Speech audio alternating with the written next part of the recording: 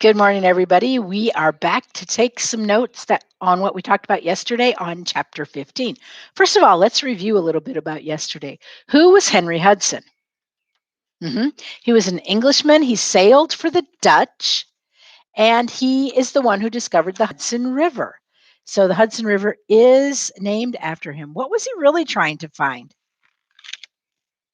He was trying to find a water passage from the Atlantic Ocean to the Pacific Ocean. So he's trying to find a water passage across the United States, but he did not find it.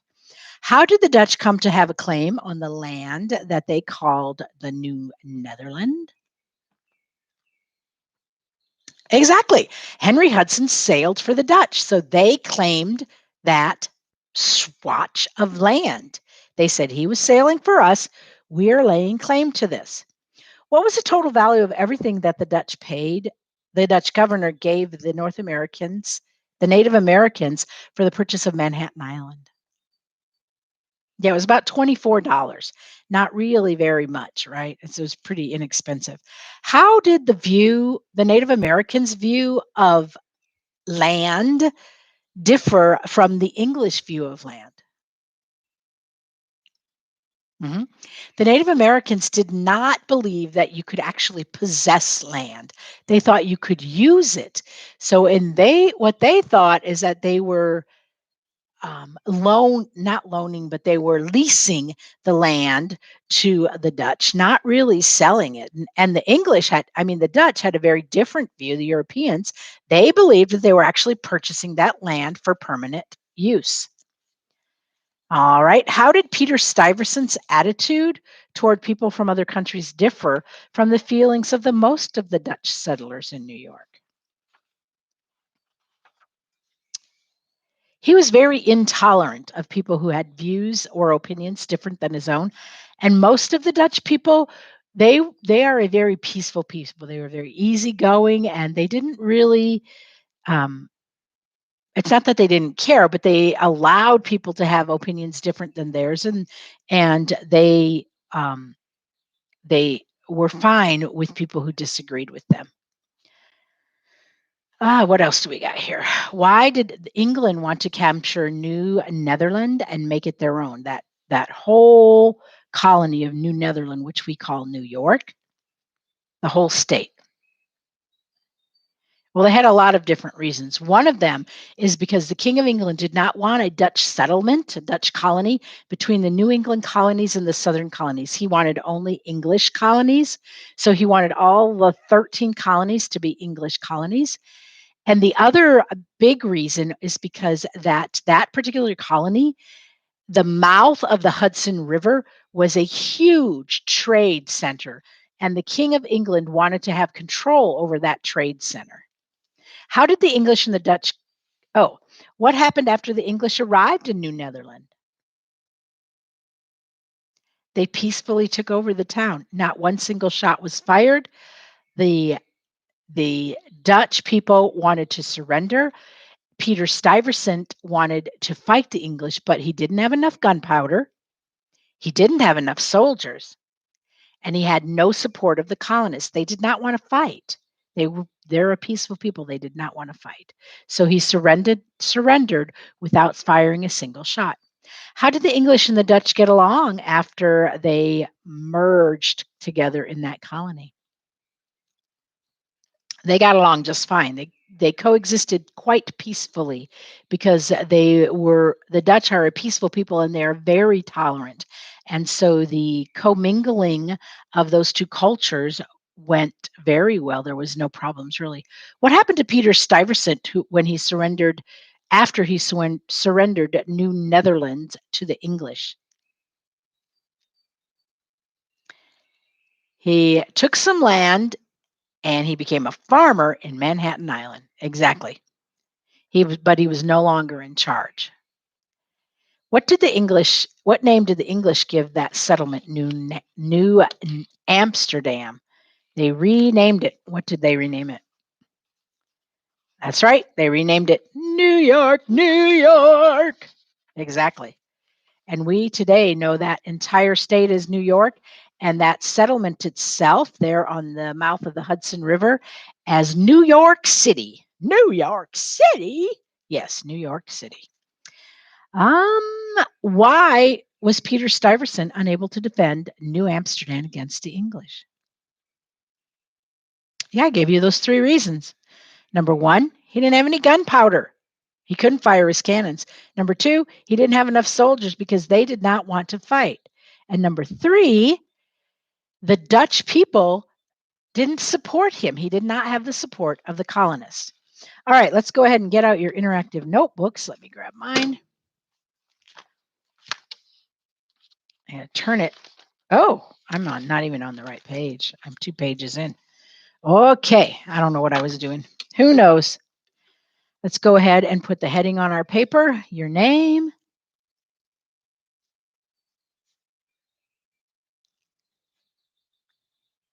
The date, today's date is 5/18/21. And the lesson, chapter 15. Almost done. Almost done. Okay, our first heading is New York. I'm pretty sure you guys can spell that, right? New York. New York. 2 words, both are uppercase. First bullet point. Okay, let's think about this. New York, was it a New England colony, a middle colony, or a southern colony? Middle, you're right. Middle colony.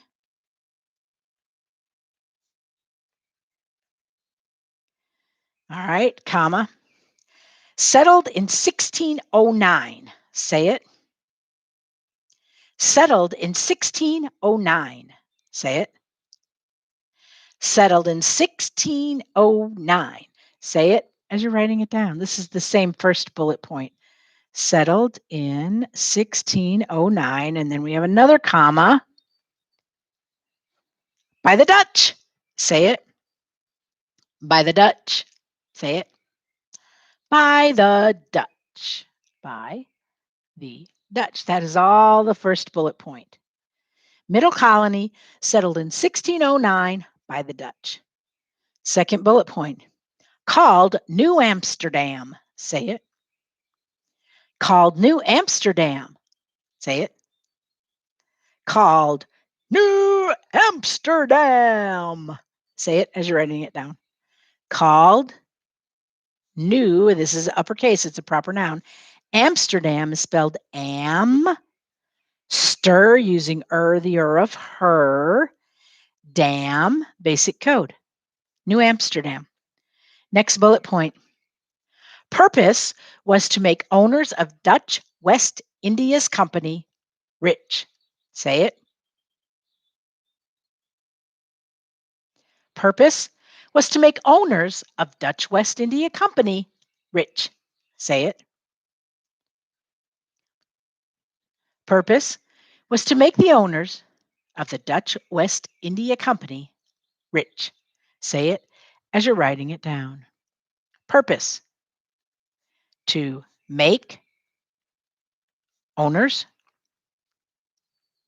of, and this is going to be uppercase, it's a proper noun, Dutch West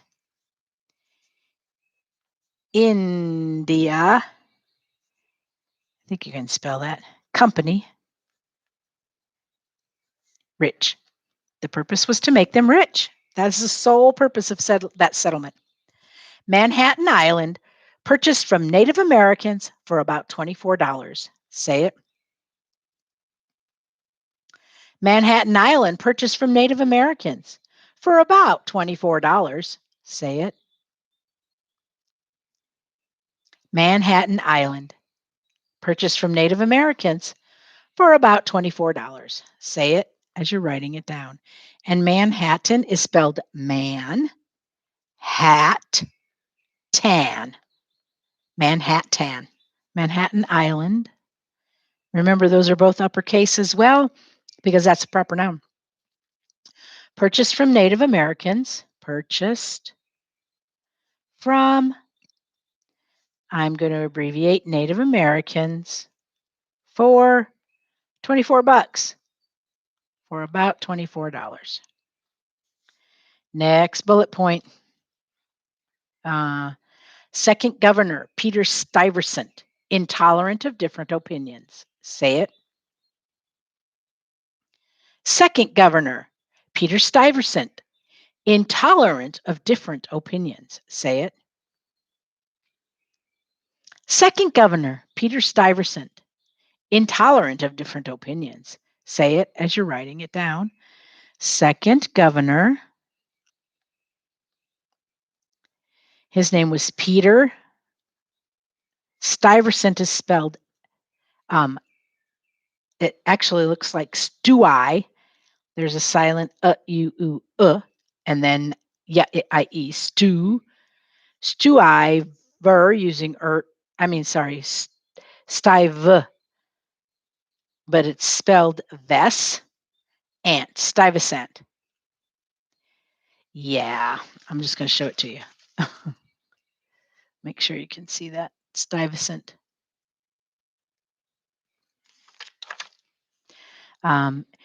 Intolerant of different opinions. That's what he was. He was intolerant. Intolerant of differing opinions. He was a very opinionated man and he didn't want to listen to anybody else. English seized New Amsterdam in 1664 without firing a single shot and renamed it New York. Say it.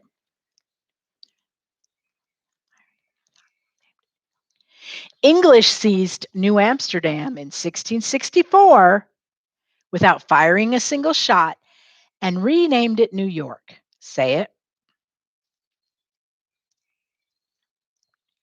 English seized New Amsterdam in 1664 without firing a single shot and renamed it New York. Say it as you're writing it down. English seized, that's one of your spelling words. New Amsterdam, we've already spelled that one, so I shouldn't need to spell it for you again. Amsterdam. In 1664 without firing a single shot. Without firing a single shot and renamed it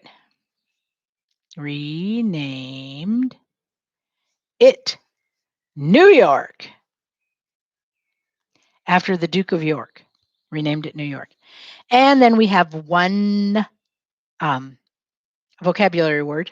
It's actually a vocabulary phrase. Freedom of religion is the phrase. Freedom of religion. Freedom of religion. Religion. The ability to practice any religion without fear of punishment. Say it. The freedom to practice any religion without fear of punishment. Say it. The freedom to practice any religion without fear of punishment. Say it as you're writing it down. Oh, it's not the freedom, it's the ability. ABIL. The ability to practice. I am so sorry about that. You could put freedom too. Any religion without fear of punishment. Punishment.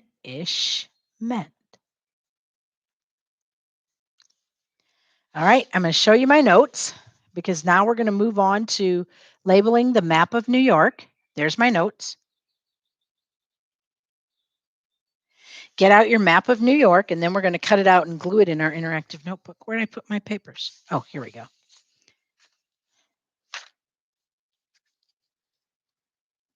I forgot to read you something. I'll read that to you in just a minute. It's about New York. Okay, this is what your New York map should look like. You can either draw it if you want. If you are drawing it, don't forget to draw the island, Long Island, Manhattan Island. Don't forget to draw all of that if you're going to draw it yourself. Okay. Oh, you know what? I don't have my marker. I need my marker. My blue marker because, well, we are going to do the Hudson River. Okay, first of all, we are going to color Lake Erie and Lake Ontario. Those two lakes are right here. This is Lake Erie, this is Lake Ontario. Go ahead and color those blue or whatever, however you're marking them, because I want to make sure that we are getting our bearings as to where New York is actually located. It's very close to Canada. Okay. Lake Erie is the small one on the left. Well, you can only see a small part of it. And the other one is Lake Tar, Ontario. So that's what you should have labeled so far. Lake Erie, Lake Ontario. Let's go ahead and label, let's do our Hudson River.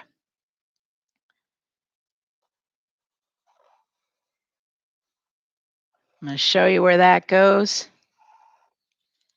The Hudson River. It's right here.